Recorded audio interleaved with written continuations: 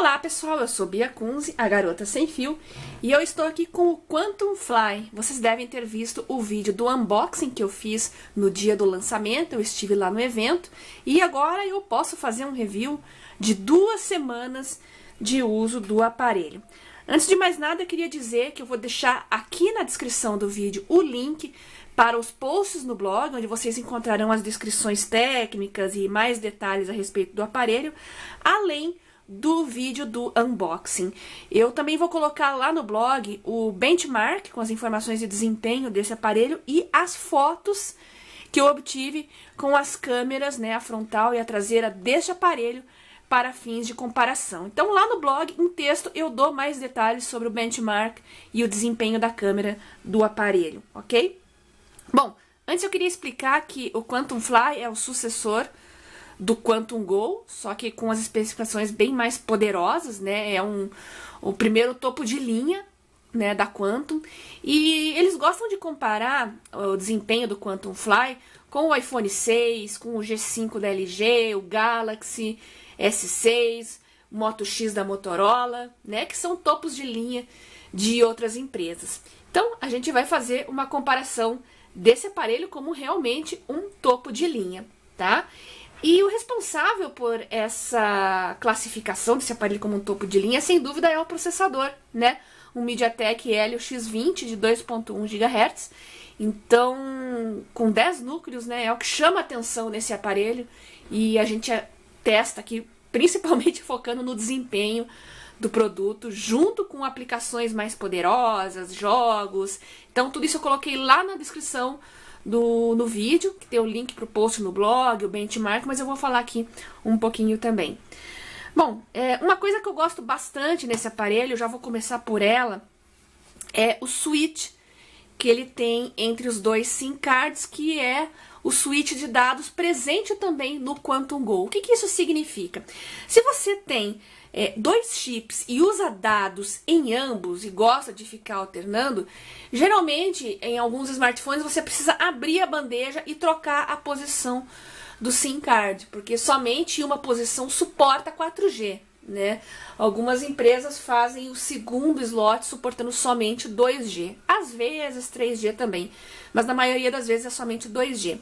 Aqui esse switch é feito por software, então eu não preciso tirar a bandeja e mexer nos SIM cards, tá? Eu faço ali nas configurações do aparelho, eu decido se eu quero usar os dados com ênfase no SIM 1 ou no SIM 2, e dependendo daquele que eu escolher no software, é onde eu vou navegar por 4G. Então eu gosto bastante dessa característica. Profissionais móveis, né, que usam 2 planos de dados, às vezes precisa ter 2 operadoras porque uma não tá muito legal naquele dia, você trabalha em campo. Isso acontece muito com jornalistas, repórteres, né?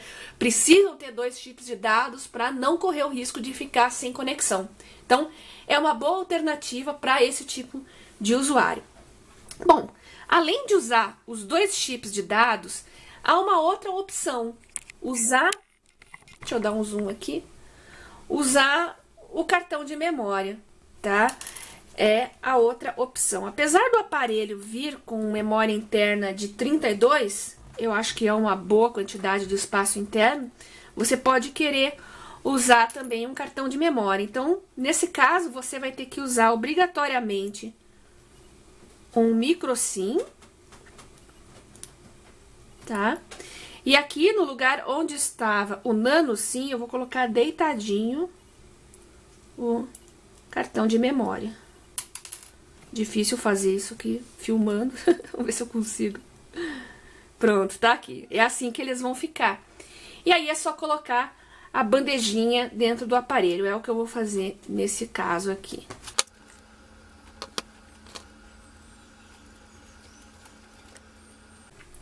O Quantum Fly também tem uma característica muito interessante para você usar como desbloqueio de tela, autenticação, o leitor de digitais que fica aqui na traseira. É interessante porque os smartphones costumam ter o leitor de digitais aqui na frente. Então você tem que colocar o polegar, então isso obriga com que você segure o aparelho com uma mão e use a outra para fazer autenticação, ou então apoie na mesa para fazer com o indicador ou com o polegar. A vantagem de você ter o leitor de digitais aqui na traseira é que o dedo já está posicionado de uma forma que você consiga empunhar o seu aparelho com uma mão só, tá?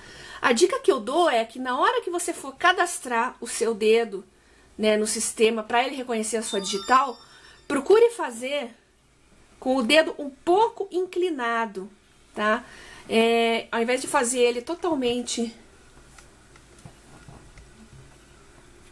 na horizontal, fazer com ele um pouquinho inclinado, porque é assim que a gente segura naturalmente o aparelho. Então a dica é essa, fazer o cadastramento do seu dedo, da sua digital, com o indicador levemente inclinado aqui pro lado do polegar, tá? Eu, infelizmente, fiz o cadastramento com ele totalmente na horizontal, então, às vezes, quando eu autenticava a tela, dava erro e ele pedia para fazer de novo. Então, eu preferi fazer um novo cadastro e assim não passar mais por esse problema, tá?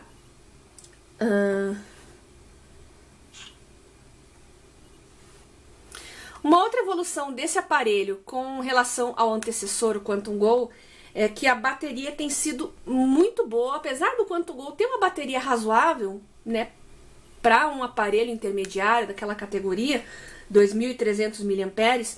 Hoje eu acho que o mínimo para um bom smartphone rodando Marshmallow, nesse ano de 2016, para os lançamentos desse ano, eu acho que 3.000 mAh é o mínimo, tá? Para você ter um fôlego aí para usar o dia inteiro o aparelho. Então eu tô tendo um bom desempenho com a bateria desse aparelho. E outra coisa que ajuda é o Bluetooth, né? Eu uso o Bluetooth com o teclado, às vezes, e também com o fone para ouvir música.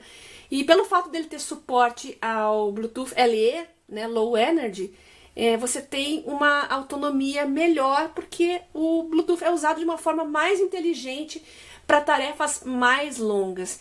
Então é bacana essa característica nesse aparelho para pessoas que usam fone Bluetooth, que usam teclado, ou mesmo que usam pulseiras de fitness e gostam de ficar o dia inteiro conectado com o aparelho, tá bom? Eu tenho tido uma ótima experiência com o processador MediaTek na família Quantum, tá? Primeiro no Go, agora no Fly. Embora com o Quantum Go eu fosse um pouco mais limitada nas tarefas, aqui no Fly eu realmente não tô tendo esse problema. Eu não sou muito de jogos, né? O máximo que eu tenho jogado ultimamente é um pouquinho de Pokémon Go.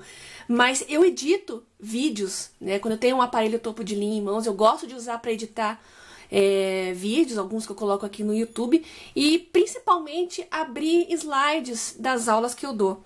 Como vocês podem perceber, eu estou abrindo uma palestra que é bem pesada. É muito importante para mim que dou aulas, dou palestras, os meus arquivos são bastante pesados, alguns deles chegam a 1 GB, às vezes até mais de tamanho, porque tem vídeos, tem imagens, tem muitas imagens dentro, né? Então, muitas vezes eu preciso acessar esse material no smartphone, conferir, fazer anotações, e com o smartphone topo de linha eu consigo pelo menos abrir e consultar esses arquivos. Nos intermediários, dependendo do aparelho, eu sofro um pouquinho mais, porque eles podem até abrir, carregar, fazer o download. Aqui no caso eu estou usando o Office Mobile, né? Eu baixo direto do OneDrive e uso o Office 365. Eu mal consigo abrir esses arquivos, e quando abro eles ficam extremamente lentos. Então aqui eu consigo andar por todos os slides, ó, consigo passar o carrossel aqui tranquilamente. Olha como eu pulo com facilidade, né? E para isso eu preciso de um aparelho com um bom processamento e também com memória RAM suficiente, né? No caso aqui do Quantum, né? Além do processador com 10 núcleos, a memória de 3 GB de RAM ajuda bastante também a cumprir todas essas tarefas. Olha só como eu consigo alternar rapidamente entre todos os slides aqui.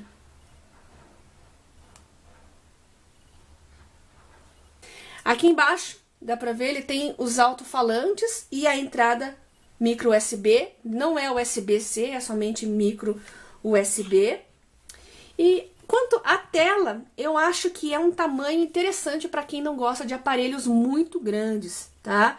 A tela é IPS, tem 5.2 polegadas, e é engraçado que perto do Quantum Go ela parece maior, bem maior, mas o tamanho dos dois aparelhos é muito próximo, então a gente tem um aproveitamento melhor de espaço para a tela, tá?